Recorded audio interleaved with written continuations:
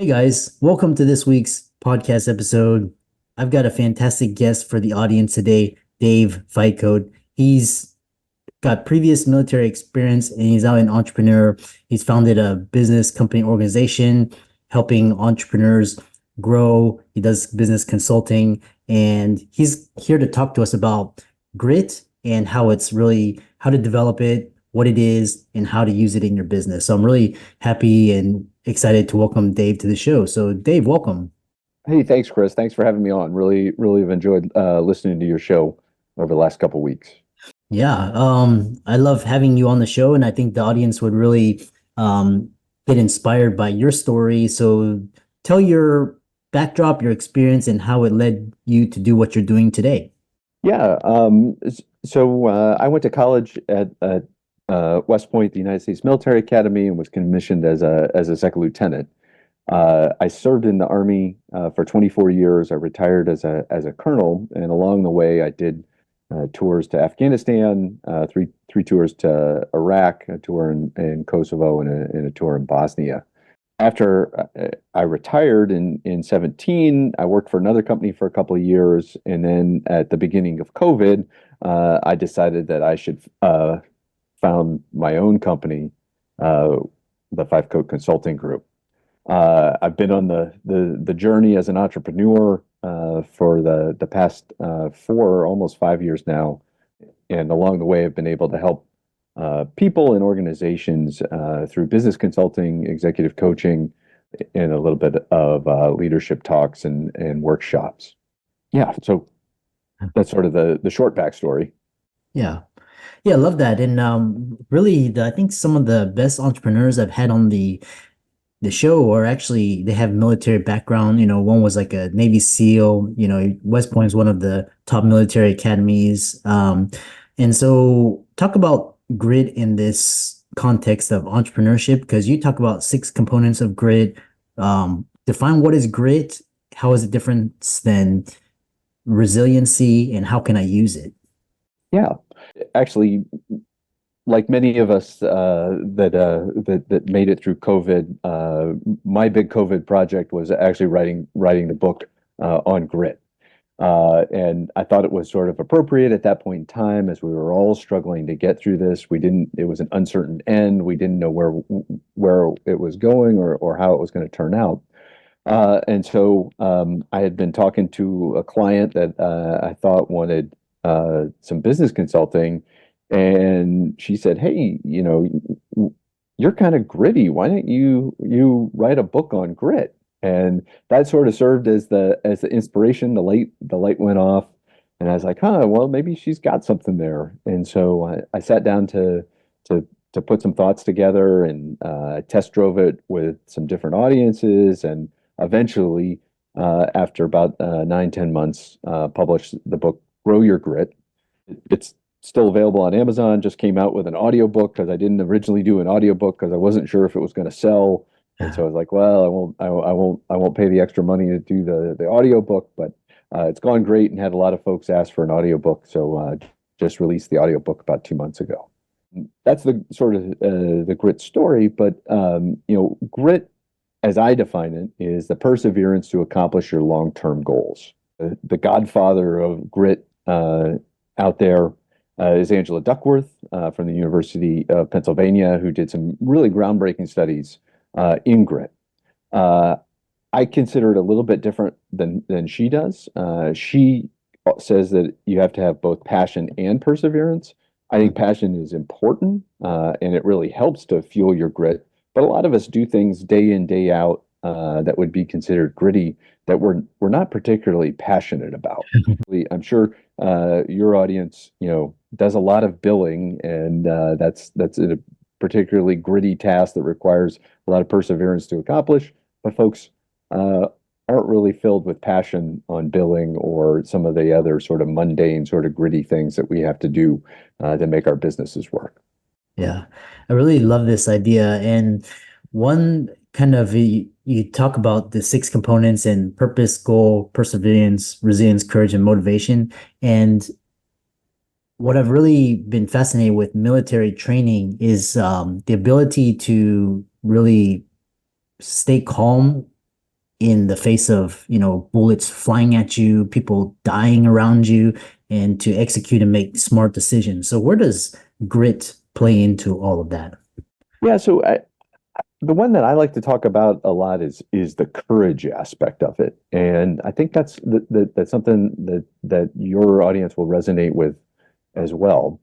And I'm not just talking about sort of the courage that we're talking about there, like in the face of battle that I had to show in both Iraq and Afghanistan. I was also a paratrooper over the 24 years. I did 102 parachute jumps during my career.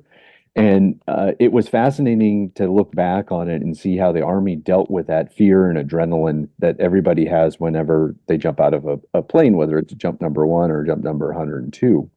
And the Army deals with that fear by having a series of rituals that prepare you. You first have to rehearse what you're going to do throughout the whole sequence, and then you get in a mock aircraft and you rehearse what you do in the aircraft.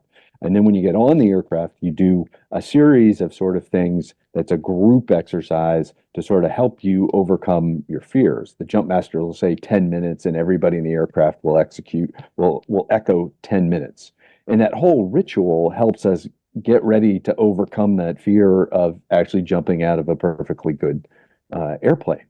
But that doesn't work a whole lot as a small business entrepreneur or a medium-sized business entrepreneur. uh, that doesn't really work. And the fear that we see in those kind of aspects isn't the same sort of thing. For me, at least, it typically revolves around procrastination, where it's something that I'm not particularly eager to sort of tackle. It's a tough conversation, a tough email to write. I find myself procrastinating it. And some of that is, fear or fear of failure. I probably wouldn't have written the book. I had this idea for years. Hey, I want to write a book, but my fears kind of held me back. And well, what if it isn't successful? What if nobody wants to buy it? And that fear is one of those important things that you've got to understand if you're trying to build a gritty business or trying to be a gritty entrepreneur. And one of the ways uh, that I have found most helpful for folks in the business world to think about it is reframing that fear. Rather than being success or failure, to reframe it in success or learning opportunity. And that, hey, if I don't succeed at this, hey, that's okay. It was a learning opportunity and I learned. And that was one of the ways that I approach the book. Another great tool for folks to take away from this is this idea of setting some boundaries with it. And when I decided to start my own company, there was a lot of fear there because I was like, what if it's a failure? What if I lose money? How am I to deal with it? And one of the best tools that I use with myself, and I continue to talk to my clients about, is this idea of saying, okay, let's set a boundary on it. So you understand, going into this decision. And for me, when I stood up the company, I said, hey, I'm going to do this for a year.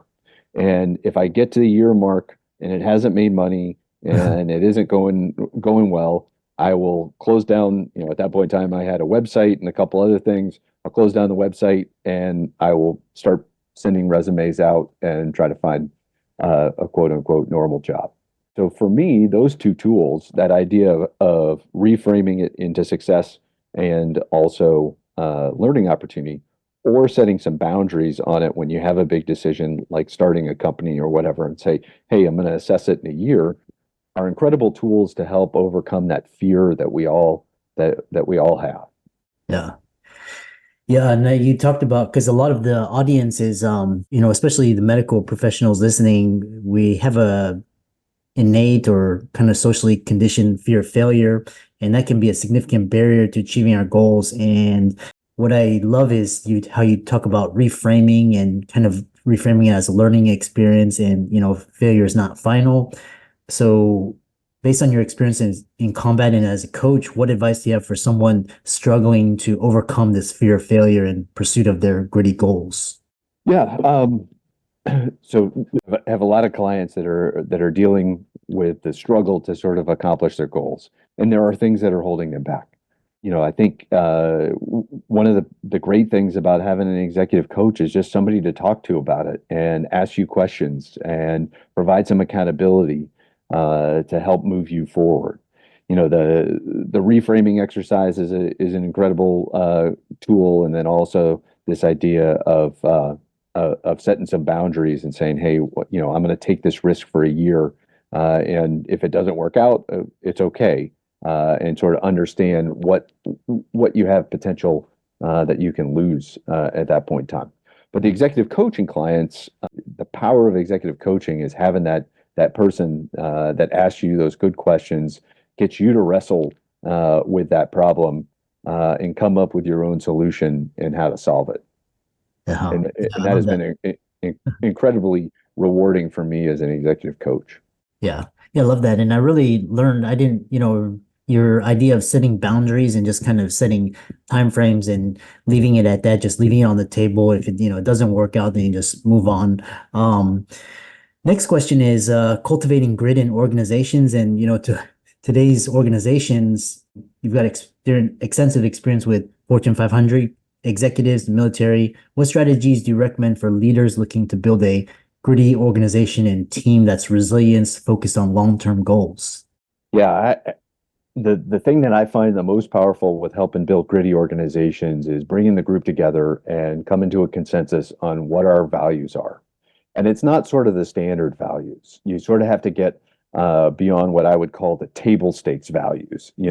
I've worked with companies on creating their value statements and looking at their top five values and say, well, we're gonna have integrity. Like for the most part, almost every company is going to operate with integrity. And so that is probably not a thing that defines your company different than your competitors. And so we say, okay, that's great. That probably is a value, but it's probably not one that sets you apart and makes you guys different and special. And a lot of folks will say, well, we're going to work harder than everybody. Well, do you think, your competitor, Acme, whomever, is not working hard? And so let's get down to the real core values. And once you've established those five core values that really capture the essence of your organization and what makes your organization special, then spending time on building your organization's purpose. What's the why? And that takes a lot of work. There's a lot of intellectual energy that has to go into this idea of figuring out your why, so folks are able to use that why to deal with problems as they occur. One of the great examples of a corporate why is Apple. And Apple doesn't necessarily have this clearly defined, but if anyone asked what Apple's purpose would be, I would challenge and say, hey, it is challenging the status quo. And their idea is, hey, if you look back 15 years and first the iPod, where you could have 1,000 songs in your pocket. That was the first thing. Then the iPhone, and then you get the tablet or the iPad, and now right now challenging the status quo is the new Vision thing that they just rolled out. And they continually are looking for ways to challenge the status quo. Think about things that you never thought you needed, and bring that to market. And so I think that is a great example of a purpose statement that develops and enables a gritty organization to succeed. Well, yeah, I love that. I really love that. It's like, every organization that survives or is gonna have working hard, integrity, and then, the ones that really differentiate for, you gave the example, Apple and Amazon and all these really very valuable companies, they do something differently, and they hire A plus, they got culture, they got good leadership, and they're constantly innovating. Final closing question is lessons from the battle room to the boardroom. So you successfully transitioned, and now kind of share specific themes or technique that you found particularly effective in civilian settings, especially in today's challenging times. Yeah, one of the techniques that I think has incredible utility in both the military and the corporate environment is this idea of what's called the leader's intent. And the leader's intent is a one page document that captures your team's purpose, some key tasks, and then an end state. And the end state is, what does success look like at some point in time in the future? And you need to define that with a metric. For a lot of companies, it would be revenue or profit, or maybe number of sales, or anything like that. For a hospital, it might be number of patients served, or something along that lines. But combining those three, so your team understands the why, what key things, the how or the what need to happen to help us move forward, and then what the end state, what your vision looks like, at a certain time in the future, and how you're going to measure that along the way, is an incredibly powerful tool for developing alignment in your team, and in the next level down, and then the next level down. It gets even more powerful when you get your leader's intent published, and then you ask your direct reports to put theirs together, and so you can see how it's nested and builds an alignment across the whole network of the organization. So that is one of those things that I think translates really well from the battlefield to the boardroom. I love that leader's intent. I have to study that more and read more about it. How can people? It's in chapter 13 of the book. So go get your copy of Grow Your Grit, and you can read about it and apply it to your organization. Yeah, what a fantastic way to end it. And how can people contact you, find you on social media, and check out your book? Yeah, so I'm on LinkedIn. I also have my own webpage, the Fivecoat Consulting Group. I do a blog once a week, and so folks can read about leadership ideas and techniques that they can apply to their organization. Yeah, and for all the audience out there, be sure to give Dave's resources a check out, and like and follow him on social media. His book's on Amazon. Check that out, as well as Audible, and leave a 5-star review. And with that, thanks so much for coming on to the podcast. All right. Thanks, Chris. Appreciate it.